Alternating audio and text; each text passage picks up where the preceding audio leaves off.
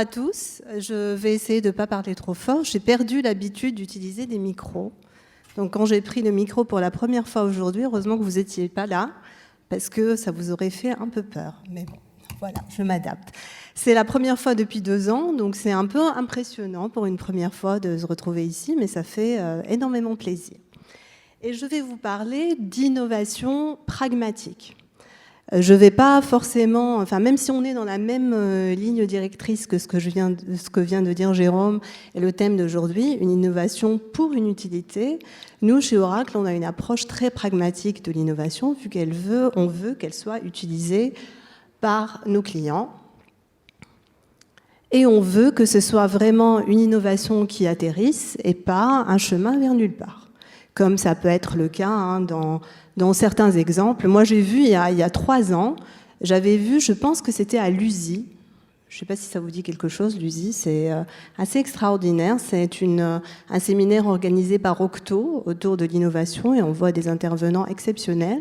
Il y avait quelqu'un qui présentait et qui parlait d'un décapsuleur connecté qui informe vos amis quand vous avez décapsulé, je ne sais pas, une bouteille de vin, mais en tout cas des choses assez bizarres. Donc nous, en tout cas, sur de l'innovation orientée business, on essaye d'être le plus pragmatique possible pour aller de l'innovation à la pratique innovante. Et c'est là qu'on commence à être vraiment dans l'innovation.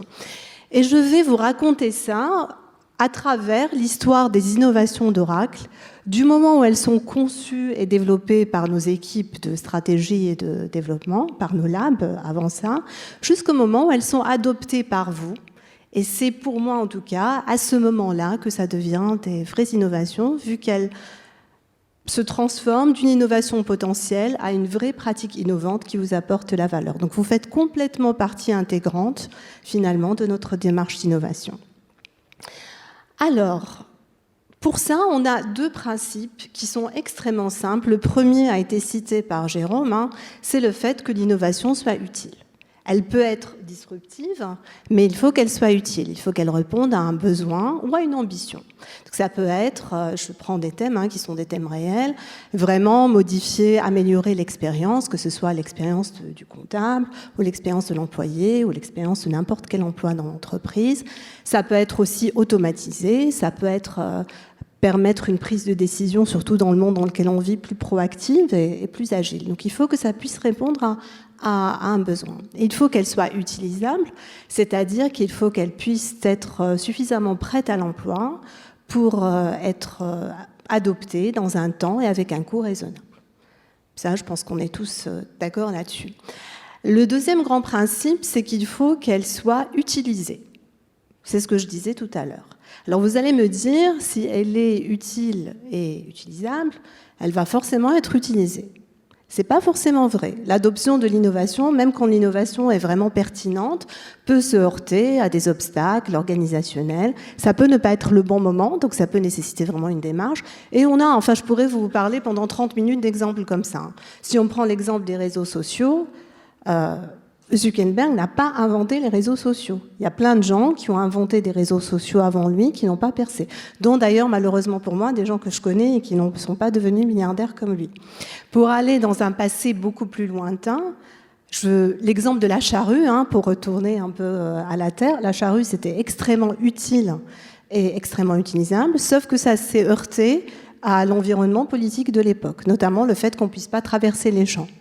Et il y a plein d'exemples. Moi, j'ai fait un diplôme d'ingénieur, mais j'ai fait un master 2 de sociologie après le diplôme d'ingénieur. Et j'avais un de mes professeurs, Norbert Alter, qui a écrit un livre il y a quelques années sur l'innovation ordinaire qui est assez intéressant parce que ça explique en fait tous ces mécanismes de l'innovation, que l'innovation c'est pas une invention, c'est vraiment quand elle se transforme en pratique que ça devient vraiment une innovation. Alors, retournons aux innovations d'Oracle et déjà, voyons comment est-ce que ces innovations qu'on vous propose naissent et germent. C'est bien sûr le fruit d'une communauté d'individus. Les développeurs, les gens qui travaillent dans nos laboratoires, vous, nos clients, qui nous propose des exemples d'innovation, des idées d'innovation, qui valident aussi certaines de nos innovations à l'avance, notre écosystème de partenaires, dont certains sont ici aujourd'hui et que je salue à l'occasion. Donc c'est bien sûr des individus.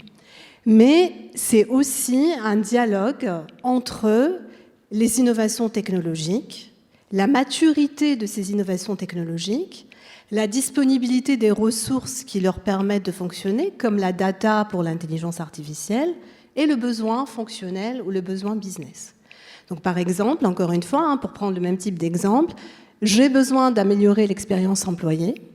C'est vraiment quelque chose que j'ai besoin de faire pour engager mes employés, pour améliorer l'efficacité de certains emplois. Et je vais aller chercher dans les interfaces conversationnelles, dans l'intelligence artificielle, des use cases qui vont me permettre de le faire. Pareil pour l'automatisation. Mais la technologie va aussi interroger le besoin, voire même le disrupter.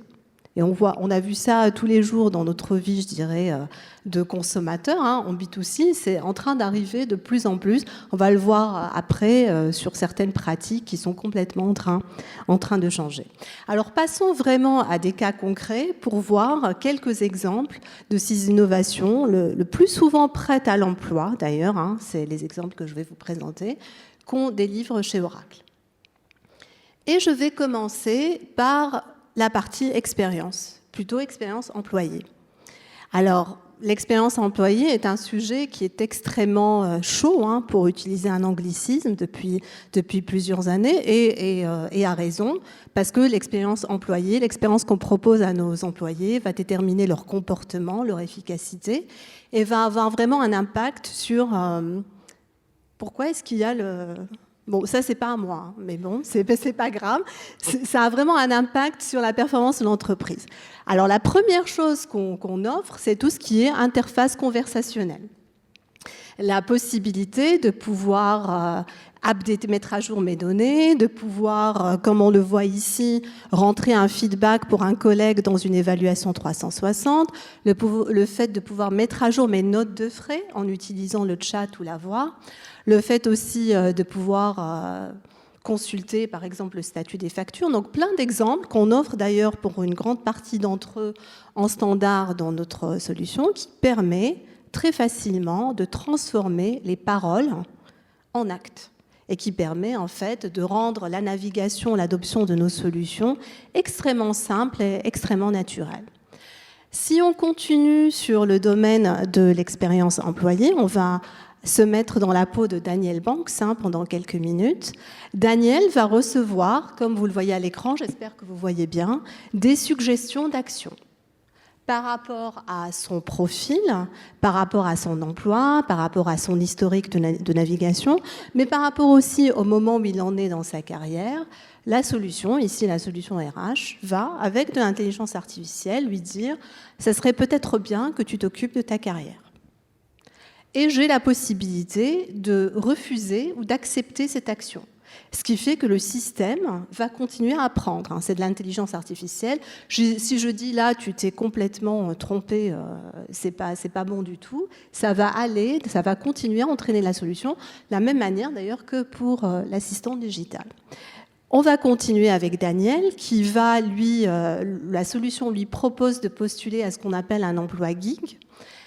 Les nouvelles générations et même les anciennes ont envie de faire plus de choses, d'explorer plus de missions. Les emplois geeks permettent d'accéder à des missions soit temporaires, soit à temps partiel, ce qui l'intéresse. Donc lui, il travaille à la RH et il peut aussi avoir cette mission d'inclusion et de diversité. Donc il va postuler et encore une fois, de manière proactive, on lui dit « attention », ton profil de compétences n'est pas suffisamment riche pour que tu aies toutes tes chances. Et on va lui permettre de mettre à jour ses compétences.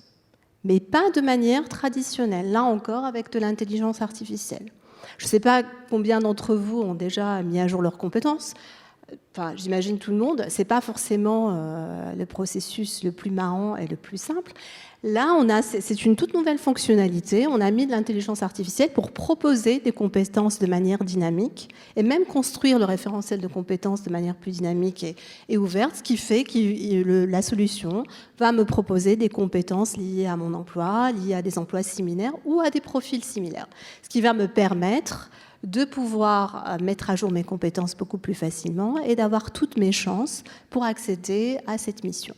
Alors vous voyez, interface conversationnelle, intelligence artificielle, purement sur de l'expérience employée, mais qui va permettre aux employés de faire toutes leurs tâches plus rapidement, de pouvoir aussi accéder à d'autres types d'emplois et pouvoir peut-être être à l'endroit où ils doivent être dans l'entreprise et apporter plus de valeur à l'entreprise. La deuxième grande famille, je dirais, de cas d'usage qui utilisent l'innovation, c'est toute la partie efficacité opérationnelle et automatisation. Alors, il y a beaucoup d'exemples. J'imagine que vous connaissez tous le cas d'usage autour de l'automatisation des factures. Je sais que Nathalie Lorient et plusieurs personnes de chez nous vous ont présenté ça à plusieurs fois. Et je voulais vous parler aussi d'un autre exemple qui est plutôt autour de la supply chain, avec notre application Track and Trace qui utilise principalement de la blockchain et qui va permettre à Harry, qui est producteur de bière, qui est sur la photo ici, de pouvoir vraiment suivre tout le processus de fabrication, de livraison de la bière à travers tout le réseau, tout l'écosystème de fournisseurs, de livreurs et de transporteurs et de distributeurs. Ce qui fait que si à un moment donné, il y a un problème avec un lot de bière qui peut avoir été identifié par un feedback client, on va très facilement, grâce à la blockchain, identifier à quel lot ça correspond, identifier le PO, et à partir de là, pouvoir remonter toute la chaîne et se rendre compte peut-être qu'au moment de la fabrication de ce lot de bière, grâce à l'IoT, la température était trop haute. Et du coup, on va identifier le problème, identifier tous les lots qui sont concernés et pouvoir éventuellement les rappeler et suivre d'ailleurs toute la procédure de rappel grâce à la blockchain. Donc là, c'est de la blockchain, on est très loin du Bitcoin. Comme vous voulez voir, c'est vraiment des applications beaucoup plus business. Et ça, l'application Track and Trace, c'est une application packagée de la blockchain d'Oracle. Donc vous avez plein de choses qui sont prêtes à l'emploi. Un autre domaine où les nouvelles technologies, notamment l'intelligence artificielle, apportent beaucoup de valeur et fait beaucoup de sens, c'est la partie analytique. La prise de décision, comme je l'ai dit, proactive et pertinente. On est dans un monde où il faut qu'on décide de plus en plus vite. Mais ce n'est pas parce qu'on décide vite qu'on décide bien. Donc il faut vraiment qu'on puisse donner tous les éléments pour permettre cette prise de décision proactive. Je ne sais pas si vous connaissez notre nouvelle solution, Fusion Analytics Warehouse, qui est en fait notre nouvelle solution d'analytique packagée, d'analytique stratégique packagée, qui est préintégrée avec nos solutions d'HCM et de RP et qui offre aussi un grand nombre de KPI en standard. Alors, à côté de ce pre-packaging et de ces KPI standards, ce qui permet d'aller plus vite, à l'intérieur de ces solutions, on retrouve encore de l'intelligence artificielle, notamment au niveau du langage naturel. Donc là, par exemple, ici, je suis en train de regarder, j'étais partie de mon analyse d'OPEX et j'ai vu que j'avais un OPEX trop élevé, donc j'en suis arrivée là et je me rends compte, à partir du narratif, que j'ai un problème d'heures supplémentaires qui est corrélé à une problématique d'attrition dans l'organisation call center. Et en fait, la solution me parle. J'ai pas besoin d'aller chercher. La solution me parle directement et me permet de voir directement ce qui va et ce qui ne va pas. On a aussi des modèles de machine learning qui sont inclus dans la solution. Alors, on a des modèles de machine learning qui sont, je dirais, disponibles, qui vont permettre de faire des prédictions, qui vont permettre aussi de faire des corrélations. On a beaucoup... en ce moment, on ne sait pas trop pourquoi, il y a une grande tendance à l'attrition dans cette période de Covid. Il y a beaucoup de gens qui sont en train... Je ne sais pas si vous avez cette tendance chez vous, mais il y a beaucoup de départs des entreprises. Peut-être que les gens n'ont plus envie de faire de concessions. Et c'est vrai que les corrélations, les algorithmes de corrélation qu'on a dans la solution permettent très vite de croiser certains paramètres qui sont corrélés à ça. Donc de voir est-ce que c'est plutôt l'ancienneté, est-ce que c'est plutôt certains emplois particuliers, est-ce que c'est plutôt l'âge, est-ce que plutôt c'est des gens mariés ou pas mariés, afin de permettre justement d'identifier le problème et de prendre des actions. Alors, sur ces modèles-là, il y a les modèles prêts à l'emploi, prédiction, corrélation que je viens de citer, mais on peut aussi développer des nouveaux modèles, soit des modèles plutôt simples à l'intérieur de notre solution analytique, mais vous pouvez aussi, si vous avez des data scientists chez vous, développer des modèles plus sophistiqués qui vont être utilisés ensuite dans la solution analytique par les utilisateurs. Donc toujours, innovation qui peut être très ambitieuse, très, je dirais, sophistiquée, mais une utilisation qui doit rester simple. Un dernier exemple qui, lui, va être plutôt du sur-mesure. Tout ce dont je vous ai parlé jusqu'à présent, c'est plutôt de l'innovation qui est prête à l'emploi. Mais, comme vous le savez, Oracle est un acteur business, d'application business, mais aussi un acteur de technologie. Et certains de nos clients veulent construire des solutions d'innovation complètement sur mesure. C'est le cas ici du site de Pompéi, qui, après le Covid, après le premier confinement, ont voulu équiper les visiteurs d'une application mobile qui permet de gérer les parcours et d'éviter qu'il y ait trop de monde au même endroit. Et ils ont construit cette application en 6 semaines avec Oracle Consulting, où ils ont pu faire ça, gérer les parcours, grâce aux solutions mobiles d'Oracle, grâce aussi aux capacités de géolocalisation et de heatmap. Et ils ont même mis de la blockchain pour pouvoir recueillir des feedbacks, donc des feedbacks vérifiés. Et c'est un projet sur lequel ils continuent de travailler, de faire évoluer. Mais ce qui est important, c'est en utilisant ces briques technologiques qui sont déjà préintégrées entre elles, ils ont pu construire ça très rapidement, en 6 semaines, et pouvoir, au moment de l'ouverture, être prêts à accueillir leurs visiteurs. Voilà. Donc voilà pour quelques exemples concrets. J'aurais pu en prendre beaucoup d'autres, mais j'ai essayé de prendre des exemples plutôt qui vont améliorer l'expérience, d'autres qui vont plutôt améliorer l'efficacité opérationnelle, et le troisième exemple, avant celui-là, améliorer la prise de décision et la décision stratégique, et aussi comment est-ce qu'on peut faire du sur-mesure. Alors maintenant que toutes ces innovations sont là, c'est encore des innovations qui viennent de chez nous. Elles n'ont pas encore été adoptées par nos clients. Chez Oracle, et notamment dans notre région, dans la région IMIA, pour nous, c'est très important d'aller jusqu'à l'adoption des innovations. Et c'est pour ça qu'on va vous accompagner nos clients dans toutes les phases. Et la première, ça va être de rendre les innovations qu'on délivre visibles. Parce que juste des fois, les innovations, elles sont loin, mais si personne ne les connaît, ça ne sert absolument à rien. Donc la première étape, c'est comment les rendre visibles. Ensuite, une fois qu'on a fait ça, c'est comment aligner pour vraiment mapper ces innovations par rapport à vos priorités, et après, comment faciliter l'adoption de ces innovations. On va commencer par la partie visibilité. On a beaucoup de choses qu'on fait pour augmenter la visibilité de nos innovations. J'imagine que vous connaissez tous la plateforme Customer Connect, dans laquelle on communique de manière continue sur nos innovations. Il y a tout le travail qui est fait par nos consultants avec vous. Et on a aussi les Innovation Hubs. Les Innovation Hubs sont des espaces dans plusieurs pays, dans la région, où on met en situation nos innovations. Combien d'entre vous ont déjà visité l'Innovation Hub à Colombes ? Personne. Bon, il est temps, si on ouvre, il sera temps de le faire. Alors, avec le Covid, on ne pouvait plus accéder aux locaux. Donc, ce qu'on a fait, c'est qu'on a virtualisé les Innovation Hubs existants et on a construit ce premier proof of concept de nos Innovation Hubs virtuels que vous voyez ici à l'écran. Alors, ici, c'est l'entrée. Et à partir de là, on va pouvoir visiter l'Innovation Hub de Dubaï et celui de Colombes. Je vous préviens, les vidéos tremblent un peu, je ne sais pas pourquoi, ici. Mais donc voilà, faites attention à vous.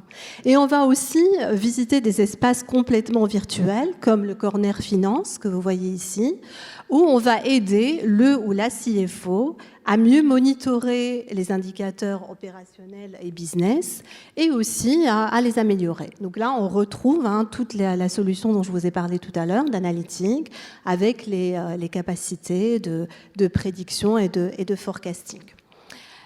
Rémi, qui lui est partie comptabilité, va lui aussi pouvoir bénéficier des innovations pour accélérer le closing financier, sécuriser la donnée financière, mais pouvoir, comme vous voyez ici, accéder à l'information financière de manière beaucoup plus simple en utilisant l'assistant digital. Donc vous voyez, il demande à avoir des informations sur le profit and loss, il peut explorer les données, il peut comparer avec les années précédentes, et il peut aussi demander à ce que les différences soient highlightées. Et ça utilise notre assistant digital couplé à notre solution d'analytique. Et finalement, Rémi, qui est autour de la comptabilité achat, va lui aussi pouvoir bénéficier des achats conversationnels et retrouver aussi une automatisation des factures dont je vous parlais tout à l'heure. Donc ça, c'est pour la partie Finance Corner. Et on va voyager maintenant à Dubaï. Et à Dubaï, on va visiter la cité réinventée. C'est une maquette, comme vous le voyez ici, où on a pas mal de cas d'usage autour des villes connectées, mais aussi des cas d'usage industrie, notamment des cas d'usage autour du manufacturing. Et pour ces cas d'usage, par exemple, du manufacturing, on a vraiment construit des histoires que les visiteurs peuvent consulter en self-service. Et c'est des histoires, ici par exemple, il y a un opérateur qui communique avec son assistant digital qui vient de recevoir une commande client. Il va pouvoir vérifier que la commande répond bien, est bien conforme et qu'il y a toutes les spécifications. Et à partir de là, il va pouvoir faire tout le suivi de la fabrication, de la livraison. Vous voyez le produit qui est en train d'être packagé, qui va être livré, et il va pouvoir faire le suivi de ça. Et je ne sais pas si vous avez remarqué, il y a des objets qui apparaissent à l'écran, selon l'endroit où je suis dans l'histoire. La vidéo que je vous montre ici, c'est une vidéo 360, mais si on était à Dubaï, on pourrait voir tout ce que vous voyez ici en réalité augmentée. Et donc, on peut le voir en réalité augmentée quand on est sur place et sous forme de vidéo 360 quand on est ici à l'écran. Alors, j'ai enlevé le son, parce que je ne voulais pas prendre trop de risques pour aujourd'hui, mais il y a un son et l'histoire, on peut la suivre de bout en bout. Et le dernier exemple que je voulais vous montrer, c'est le store digital. Là, on est plutôt dans un cas d'usage B2C, mais c'est quand même intéressant de voir certains de ces cas d'usage. Et on va suivre le client pendant qu'il fait ses achats, mais on va aussi montrer comment est-ce qu'on peut apporter des outils, notamment aux vendeurs, pour qu'ils soient plus performants, et comment est-ce qu'on va aussi proposer des outils d'analytique pour mieux monitorer la performance du magasin et la performance de l'entreprise ou de la marque. Alors, quelques exemples. Par exemple, ici, Kate, notre cliente, est en train de faire ses courses pour le dîner du soir. Elle va encore une fois interagir avec l'assistant digital pour trouver une recette. À partir du moment où elle trouve sa recette, sa liste de courses va être automatiquement générée, elle va pouvoir continuer les courses. Et tout ça, ça utilise en fait des outils d'Oracle. Maintenant, elle va choisir les avocats grâce à la réalité augmentée. Et si on passe côté habillement, on a mis un miroir magique qui est connecté à nos solutions, qui permet de connaître toutes les informations à propos de cet article, de pouvoir aussi aller jusqu'à payer à partir du miroir, voire demander d'autres tailles si je suis dans une cabine d'essayage. Et ici, sur ces chaussures bleues, c'est des chaussures de la marque Cannes Shoes qui utilisent la blockchain d'Oracle pour permettre aux clients d'avoir toutes les informations qu'ils souhaitent à propos de la fabrication des chaussures, des matières premières, et de pouvoir permettre aux clients de faire des achats responsables. Et d'ailleurs, c'est la marque Cannes Shoes via une start-up qui s'appelle Retraced, qui est dans notre communauté de start-up. Là, je suis allée très vite, mais c'est les outils qu'on propose aux vendeurs pour suivre leurs indicateurs, avoir aussi une vision 360 des clients.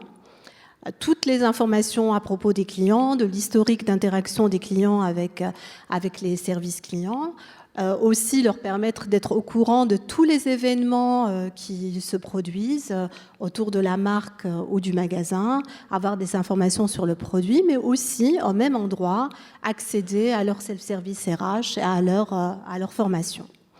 Et pour finir, la partie analytique, pour encore une fois suivre la performance du magasin, suivre la performance de l'entreprise, et tout ça en couplant des données qui viennent de nos solutions ERP, des solutions retail, des solutions RH, pour permettre d'avoir une vision vraiment globale de la performance du magasin ou de l'entreprise.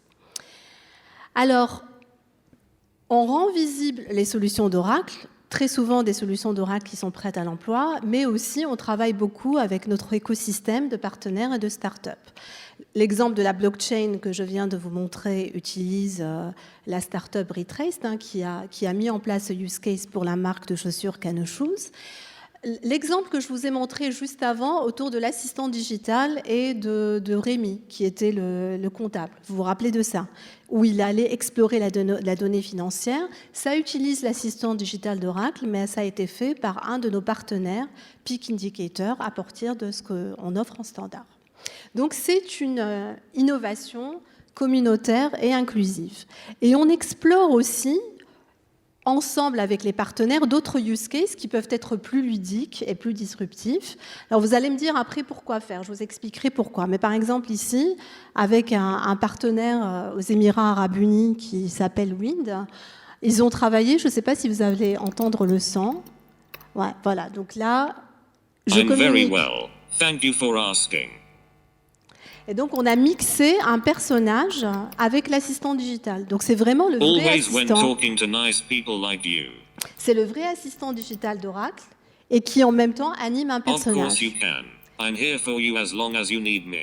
Et on est en train de le faire en testant avec des avatars 3D pour utiliser avec nos Innovation Hub virtuels, mais aussi pour trouver des applications pour des services clients qui veulent rendre l'interaction avec l'assistant digital plus personnalisée. Donc voilà pour tous ces exemples d'innovation. Maintenant, une fois qu'on a rendu les innovations visibles, comment aller plus loin ? Et ça rejoint complètement l'innovation et alors et l'innovation pourquoi faire. Dans cette palette d'innovations prêtes à l'emploi qu'on propose, qui peuvent être implémentées en quelques semaines ou en tout cas en quelques mois, comment est-ce qu'on peut travailler avec vous pour comprendre quels sont vos objectifs stratégiques, qu'est-ce que vous voulez faire et du coup, identifier les innovations qui pourraient vous aider à réaliser vos priorités. Ça peut être simple, mais ça peut être plus compliqué. Donc on peut passer par de l'alignement stratégique, on peut passer aussi par du journée mapping, se dire je veux améliorer l'expérience par exemple des candidats ou des comptables et du coup quelles sont les innovations qui vont vraiment pouvoir faire du sens pour réaliser ça. Une fois qu'on a aligné, pour moi c'est vraiment une étape indispensable, surtout quand on est dans l'innovation pourquoi faire. Ok, il y a des innovations, il y a un contexte d'entreprise, en pouvant raisonner out of the box, en essayant de challenger les besoins, identifier vraiment qu'est-ce qui va apporter quelque chose à l'entreprise. Une fois qu'on a fait ça, comment aller plus loin ? Comment est-ce qu'on peut accélérer l'adoption ? Là, ça dépend vraiment du contexte. On peut encore une fois continuer à faire des ateliers, notamment si on veut faire de l'innovation sur mesure, faire des ateliers, explorer, prospecter. Mais il y a aussi la méthode plate spaghetti. Vous savez ce qu'on fait pour voir si les spaghettis sont prêtes ? On balance les spaghettis sur le mur et on regarde si ça tient ou pas. Eh bien, à mon avis, il faut trouver le juste milieu entre les deux. Entre les réunions structurées à ne plus en finir et le plat de spaghetti où au final, on pense que ça peut servir une priorité, on teste et on voit ce que ça donne. Et c'est ce qu'on a fait l'année dernière avec un client qui s'appelle Mondadori en Italie. C'est un groupe de médias italiens qui appartient en partie à Berlusconi. Bon, voilà. Et qui, avec le Covid, a eu des salariés pour la première fois de leur vie en télétravail.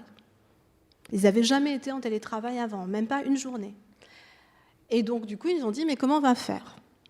leur dis, il faut leur apporter du support continu et on peut vous aider avec l'assistante digitale. Au début, ils ont dit non, on n'est pas sûr que ça marche, etc. Après, on a dit si, ça peut marcher. Puis au final, on leur a dit faites un test. Ils sont que 2000. Faites un test sur vraiment des choses qui vous paraissent indispensables. Voyez si ça marche ou pas. Plats spaghetti. J'ai quasiment dit ça. Comme c'était des Italiens, c'était facile à dire. Et du coup, ils l'ont fait. Ça a super bien marché. Et là, maintenant, ils sont en train d'adopter une démarche plus structurée pour mettre en place d'autres cas d'usage. Parce que l'innovation, en fait, appelle l'innovation. C'est souvent la première étape, la première phase qui peut être la plus compliquée. Une fois qu'on a commencé à adopter, ça devient beaucoup plus facile. Donc voilà, démarche structurée et démarche spaghetti. Trouver le juste milieu entre les deux selon les cas. Et je voulais finir juste sur, encore une fois, un discours sur la diversité et l'inclusion. Je pense que c'est très important, quand on a une démarche d'innovation, de s'assurer qu'il y a des équipes diversifiées qui portent cette innovation. L'innovation, ce n'est pas que des gens créatifs. Les gens créatifs sont importants dans le processus d'innovation, mais l'innovation, ce n'est pas des idées. Au final, peut-être que les idées, c'est peut-être la chose la plus facile, en fait. Je suis sûre qu'ici, on se met pendant 1 heure, on va avoir plein d'idées d'innovation. Le plus difficile après, c'est d'avoir le leadership nécessaire, la vision nécessaire pour pouvoir transformer les idées, les démarches d'innovation en quelque chose de concret. Et des fois, même sur des exemples simples, c'est pas si facile que ça. Donc avoir vraiment des équipes avec des gens créatifs, des gens qui sont des bons communicants, des gens très structurés, des leaders qui sont capables de s'adapter très vite. Et valoriser les profils indispensables à l'innovation. Les gens vraiment innovants et qui sont des leaders d'innovation, ce n'est pas forcément des communicateurs. Ce n'est pas forcément des gens qui vont faire énormément de marketing interne. Si à un moment donné, vous ne les mettez pas en valeur ou s'ils font des choses qui ne sont pas reconnues, ils vont se désengager, ils vont aller dans des entreprises qui vont les valoriser. L'innovation, ce n'est pas du marketing interne. Donc, faire aussi la différence entre du bullshit innovation marketing interne et une innovation réelle qui va vraiment apporter de la valeur à l'entreprise. Voilà ce que je voulais vous dire aujourd'hui. J'espère que tout ça va apporter des éléments à vos réflexions et à vos initiatives. Et n'hésitez pas, si vous voulez continuer la conversation après, pendant la pause, ou à me contacter sur LinkedIn. Et je vous remercie beaucoup pour votre attention. Merci beaucoup.